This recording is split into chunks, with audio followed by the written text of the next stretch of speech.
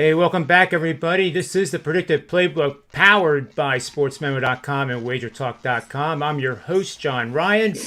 And Tuesdays are always a special day because I get to interview two of the best over at Sportsmemo.com in Jimmy Adams and Adam Trigger. And I'll introduce them one at a time here. I'll introduce Jimmy Adams to the show first.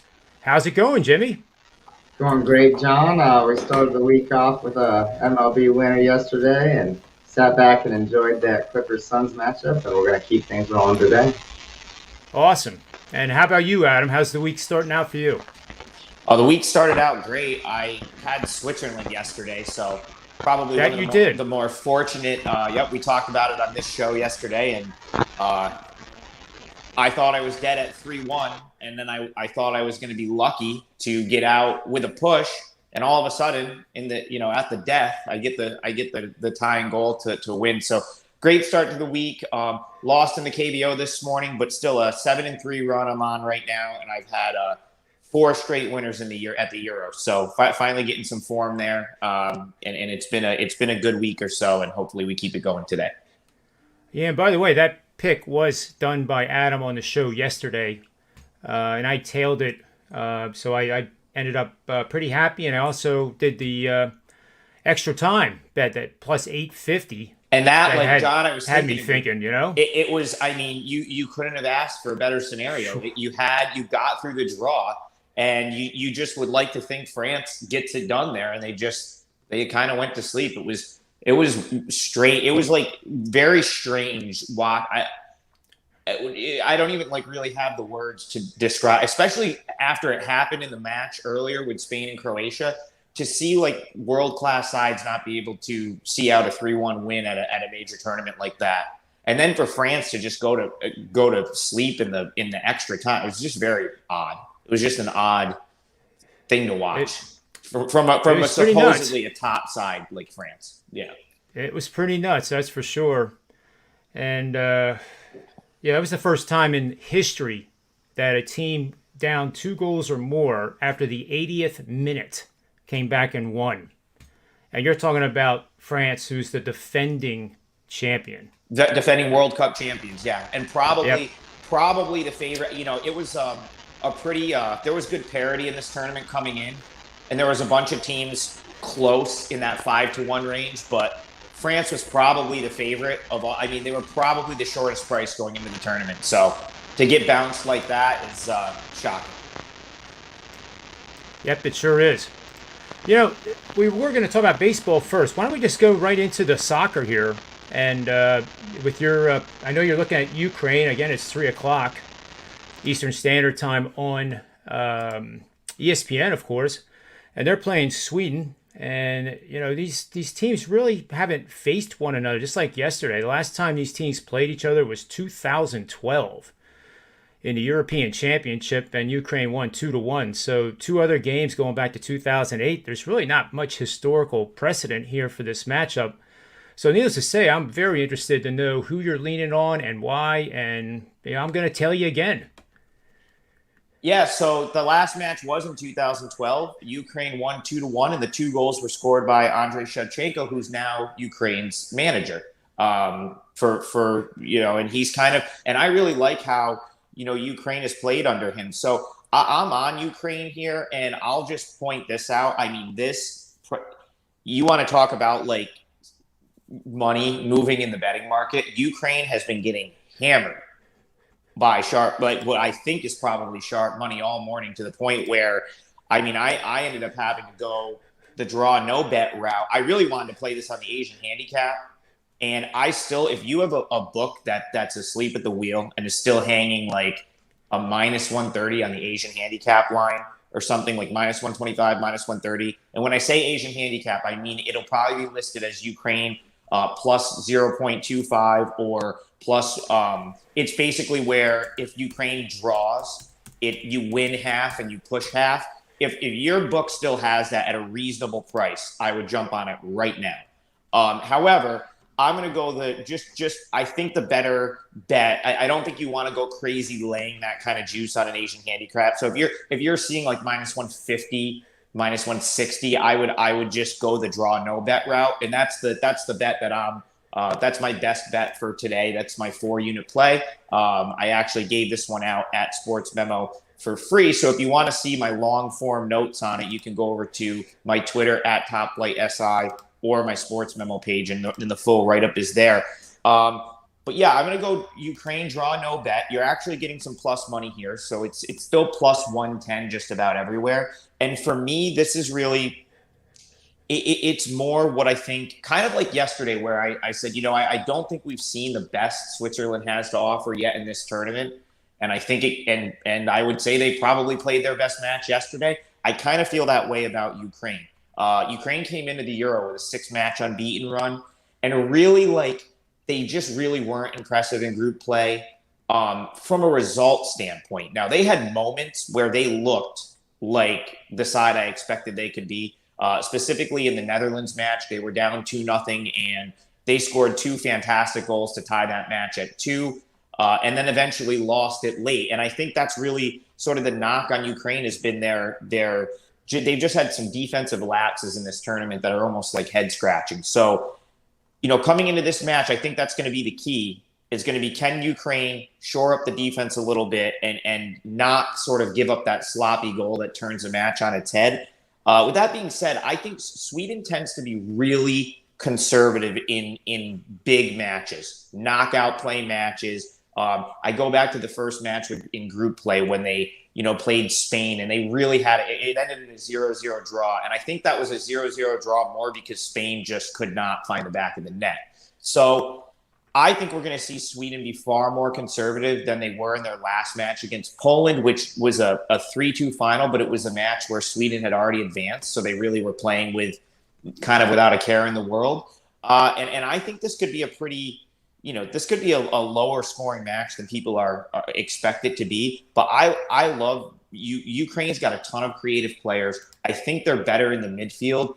And I'm just waiting for this team to put it all together, because I really think if Ukraine puts it together, they're the better of these two teams. And, I'm just, so it may be a little bit of a roll of the dice here. I kind of like Switzerland yesterday where I went based on, I just felt like we hadn't seen the best of them at this tournament, and they were capable of more than they showed in group play. That's how I feel about Ukraine. Whereas I think Sweden, they beat Slovakia, which I have as like the worst rated team in the tournament.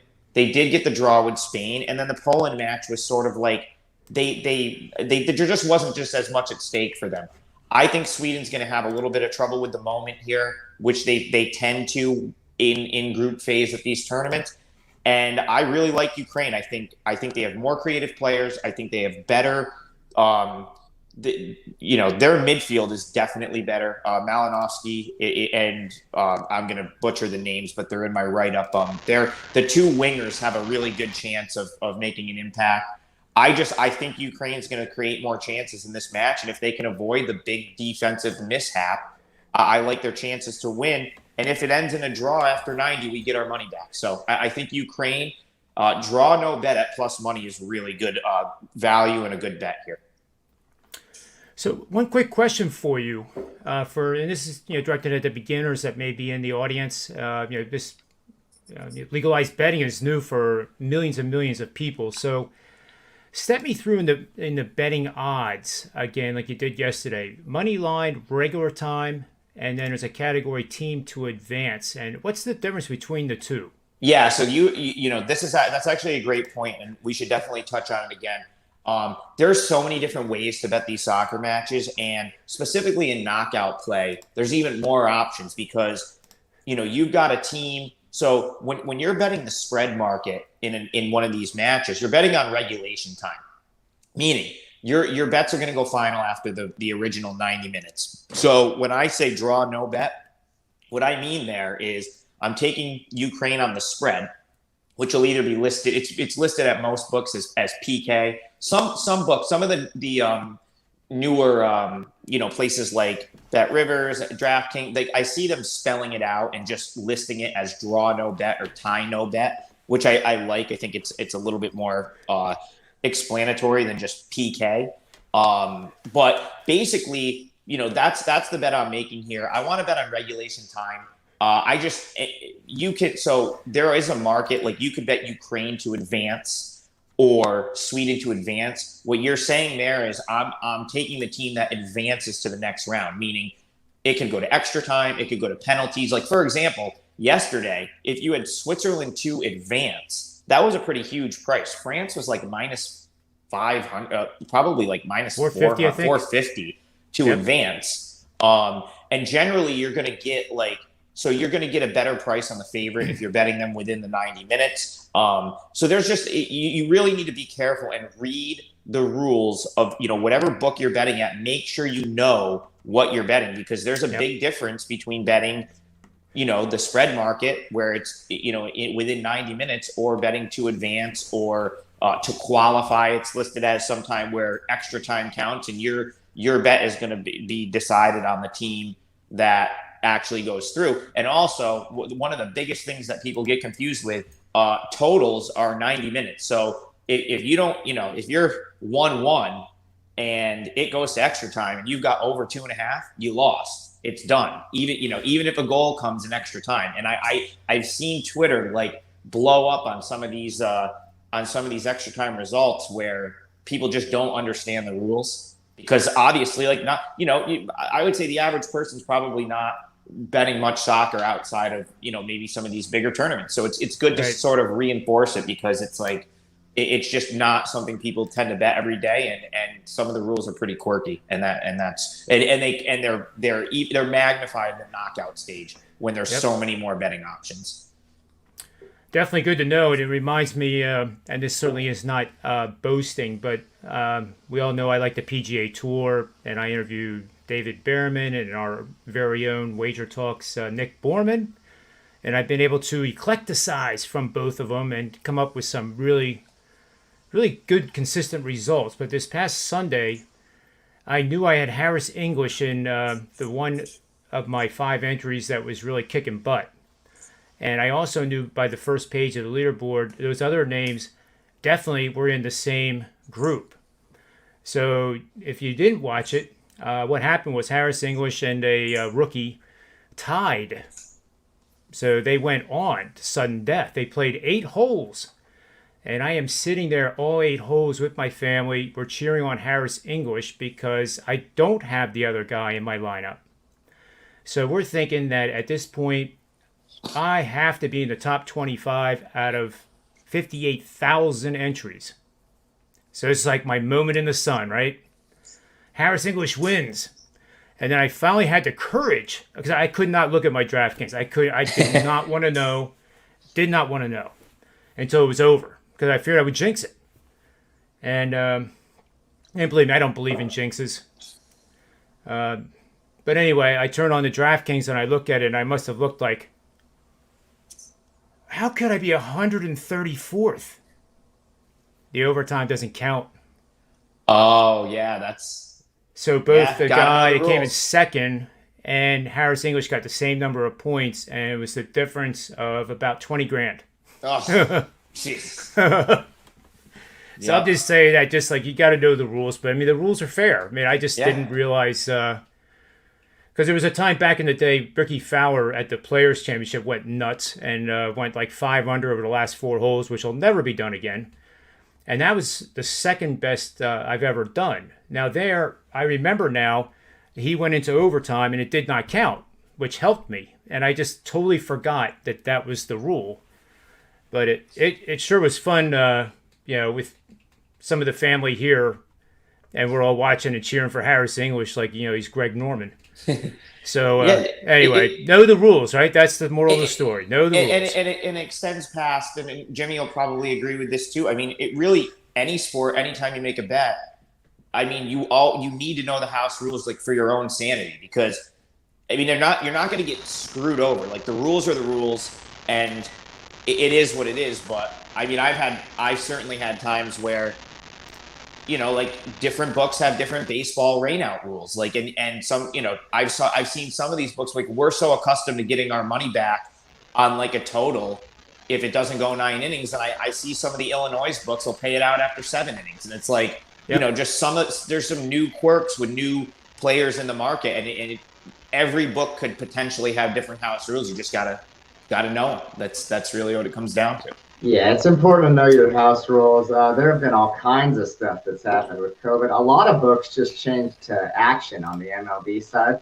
So, Yeah. you can't even list pitches anymore. So make sure you know if you're able to list your pitches or if it's action. But there have been all kinds of stories going on. There was a handicapper who I won't name, but there was a huge story how he had the winner of the French Open, Mm-hmm. and he would not get paid out by the Westgate because, in the fine print, they had changed the dates due to COVID, and that Oh became a pretty no. big story, and that was a big 5-figure loss. Every other book paid him out, but the Westgate wouldn't. I don't have an opinion on it. It's just the story I heard. But there have been, it's important to know the rules definitely for your book. Well, Absolutely.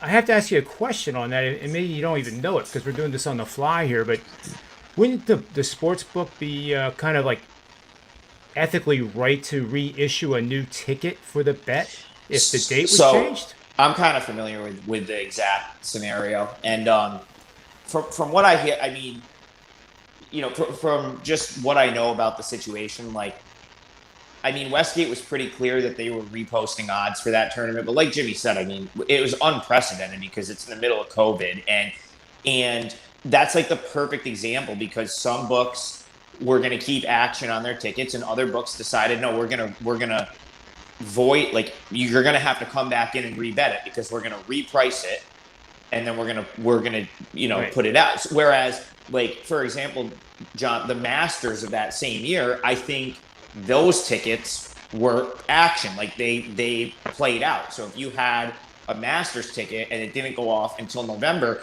they I'm pretty sure they kept those. And I'm like, this is like going off memory, this was a year ago, but like it just goes down to, again, like, I don't think the book was at fault. Like, they stated their rules, and that's what it was. But it's like, you have to just know, when you make a bet, if you're going to put your money up, like, you should take the time to make sure that you know exactly what the rules are, and they are listed somewhere. And if you go in, or if you ask, they'll tell you. So, you Yes, just have to so know the important. rules.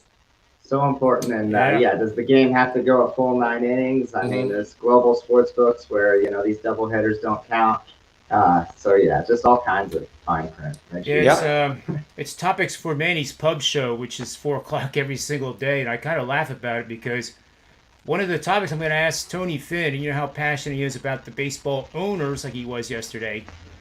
Madison Bumgarner throws a 7 inning no hitter, and it does not count. Where Uh, I want to see the rule. I want to see the Major League Baseball rule because I've coached baseball for a long, long time, and I've never heard of such thing where if it's only a 7 game, say it was shortened by rain or Yeah. weather, but it still counts. Yeah. You I know, gotta what see. about Pedro, the pitcher for the Mets back in the day, throws a perfect Oh, game it went through into the nine 10th inning. innings, Yeah, and it then went it into the goes 10th. 10 innings. He doesn't get credit for the perfect game. And he got the oh, loss because he was out there in the 10th inning. He gave up the home Yeah, run in the right. 10th That's inning. right. He gave up So the he got the loss. Yeah, loss.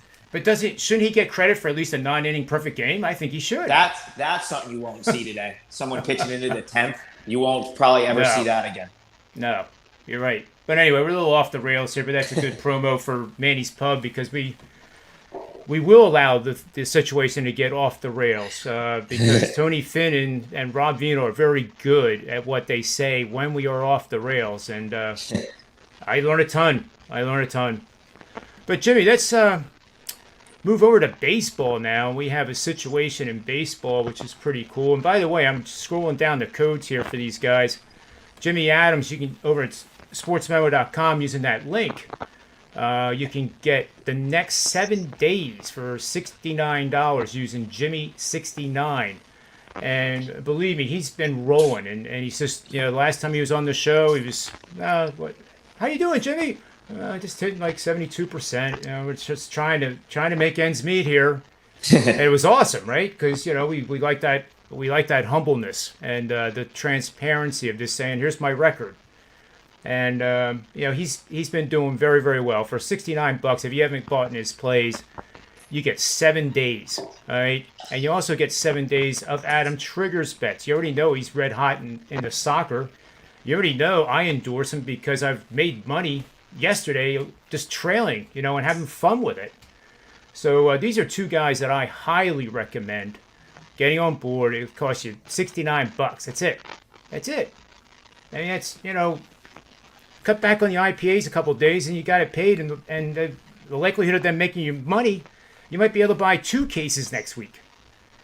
Notice I don't say they're going to make enough money to buy a car. We don't do that at Sportsmemo or WagerTalk.com. There's no such thing as hype. Hype is BS. So let's move on to the Red Sox. And, they're kind of like the Giants right now because everybody's waiting for the Giants to come unglued.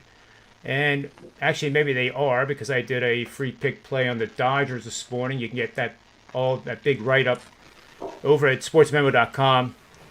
And in this game with this matchup, we have the Royals playing the second of, I believe, it's a 4-game series. Well, the second game of the series. It's at Fenway. Red Sox are in first place and extending that lead over the evil Empire Yankees, who are really struggling. 4-game losing streak. As Adam Trigger mentioned on the Manny's Pub show about a month ago now, they are an outlier. Expected runs scored is terrible. They get runners on base. They do this, they do that, but they can't get them home. So Boston, in my eyes right now, is a team that deservingly is the number 1 team in the American League East. Tampa Bay cannot be underestimated. But in this matchup for Game 2, Jimmy, what do you see as a best bet opportunity for us? Thanks, John. We have 2 teams headed in opposite directions. We have a bet-on team against a fade team, someone headed in the wrong direction. The Red Sox have been a team that have made us money all season long. I love betting on the Red Sox. Sometimes we even get them in the dog roll at a great price. This line's gotten steamed off the opener. It was minus 180 last night. I got him at even money on the run line, and that's what I'm going to recommend here is a run line play. So we got Boston, who's won 4 straight and 5 of 7, including a sweep of the Yankees over the weekend. They won the first game of this series 6-5 yesterday, and those runs that the Royals scored came off Garrett Richards, who's been really struggling. So I wouldn't put too much stock into that. And we've got Nick Pivetta on the mound for Boston, who is actually coming off a little bit of a no-hitter himself, although he didn't finish it out. So Pivetta in his last start, 6.2 innings pitched, no hits, no runs, and the Red Sox had a combined no-hitter going into the 8th of that game. So you can't get in any better current form than Nick Pivetta is currently. He's a steady, reliable, and consistent guy that we've backed on multiple occasions this season. Then you have the Royals, a pure bet against commodity in the betting market right now. Lost 6 in a row and 13 of 16. Brad Keller, absolute fade guy, 6.39 ERA on the season. He's allowed 4, 5, 7, and 5 runs in his last 4 starts. So Keller on the mound against a Red Sox offense that isn't having trouble scoring runs, and we should not have any trouble cashing the run line here. So the run line, minus 110 or lower, should be a solid bet for tonight on the Red Sox. Yeah, I like it too. I mean, it's definitely 2 teams heading in opposite directions for sure, and it's at Fenway. And Fenway now, we're coming into July and July 4th, and as you guys know, there's pretty much not a better place to be hanging out, watching baseball, partying, and just taking it all in. It's just a tremendous city, one of my favorites in the entire world. So, we're going to do the Red Sox minus the 1.5 run line. I have my play over at sportsmemo.com on the Dodgers, and there's some, I get the whole analytics thing. Sometimes, people want to hear me talk about the things I talk about because it's it is what it is, right? You don't really need to have all that information, but I put it out there today and explains, why the Dodgers, and it's a tremendous pitching matchup. You got Gausman, 1 loss on the season. I think he's 7-1. Bueller's 8-1. Skinny ERAs, but when you read it, you'll see why, and that's the whole key. Why? I think the Dodgers are going to roll, and then that lead is down to half a game. The Giants only lead by half a game then. And I don't know about you guys. I wouldn't want to look at my rearview mirror and first of all see me coming at you in the driver's seat, let alone the Dodgers coming at you in the driver's seat. So, and the Padres are right there too. Yeah. So, I mean, yep. I mean, John, I was saying it weeks ago, and I know it hasn't been really like corrected, but like I think you have to fade the Giants the rest of the year. Like, I know it's tough, and I know like they've definitely they've exceeded expectations already. Like, no matter what happens the rest of the year, but they're playing 6-4. They're 50-28. I mean, there's just no way that this team's going to finish the year with a 640 winning percentage. Like, I know, like, at this point you can say, well, like, we're almost in July. Like, it's not a fluke, but I think we've seen this happen with teams where, the first half and the second, like, winning in July and August is tough. And some of these other teams with some depth, like the Dodgers, like, this tends to be when they start to, like, hit their stride a little bit. So for me, like, I like your play. Like, the Giants have to be a fade for me. They just have to be. Yep. And they're playing without that guy named Cody Bellinger too. But that's the thing with the Dodgers. They're so deep. Like, they have the depth. So it's Bellinger being out or one of those guys being out is not going to make a huge impact. Looking at my notes, I'll mention this. 6 players on the Dodgers average an exit velocity of over 90 miles per hour. No other team can match that. They also have 6 players, mostly the same names, on the exit velo list that are hitting the ball hard by definition of StatCast 43% of the time. They also have 4 players averaging 12% and higher walk rates, which shows their outstanding plate discipline. And I think you're going to see them make Gausman really, really work in those first couple innings, looking to get the counts deep. And that's one of the many reasons I like the Dodgers tonight. But we're at the end of our time for today, but I appreciate you guys being on the show. My kickoff promos there on the bottom. I did very well last year. Number 1 is Sportsmemo, 65.8% against the spread. College football and NFL combined, the last 35 best bets hit 73.3%. So I would like to think that reflects a little bit of my knowledge of the gridiron. So now you can get both seasons thanks to sportsmemo.com for $480. Which, I want to sign up for myself. And you guys know I don't promote myself very well, but I think I would go buy my own subscription. That's so good. John, when you hit high 60% and like all this stuff, you don't need to promote yourself. That just kind of, it speaks for I would itself. like to think that. I've done that for 27 years. I'd rather talk about other people than myself, but, I have to do this once in a while as the host. But anyway, guys, thanks for being on the show. We're going to see you guys, I guess randomly at Manny's Pub. And there's a big secret at Manny's Pub Thursday. And I'm telling you, I'm not trying to hype the show, but I am in a way, because there's a special event that's going to occur. I don't want to wreck it because I'm terrible at keeping secrets. But I assure you, if you tune in on Thursday at Manny's Pub, you are going to laugh extraordinarily hard. And I'm telling you the truth. It's going to happen. This is going to be great. So anyway, John, I'll be at the Red Sox game on Thursday. But if I have any signal, I'll jump on.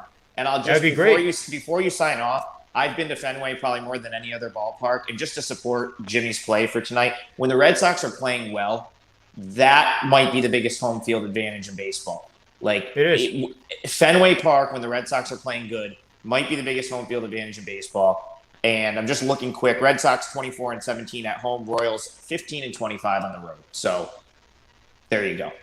And they're the best fan base too, in my opinion. The team that they're playing against could be winning 8-0, which I've seen in past games there. I saw a game with Beckett having 52 pitches to get out of the first inning. 5 Toronto Blue Jay fans with their jerseys on, standing about 20 rows in front of, not even that far, 10 rows in front of us, standing up and applauding their team. Not one Boston Red Sox fan told them to sit down, shut up, or any of the other obscenities you would hear at other venues that are south of Boston without naming any names. But it's just so wholesome. Now, granted, the Yankee series are a little bit different, a little bit more passionate. But it's a very the people that go to the Red Sox games, they know the game of baseball, and it's pretty cool. Anyway, we're gonna get going here. I know you guys have more shows to do, as I do too. So for Jimmy Adams, Adam Trigger, myself, sportsmemo.com, wagertalk.com, and the Predictive Playbook, may all the win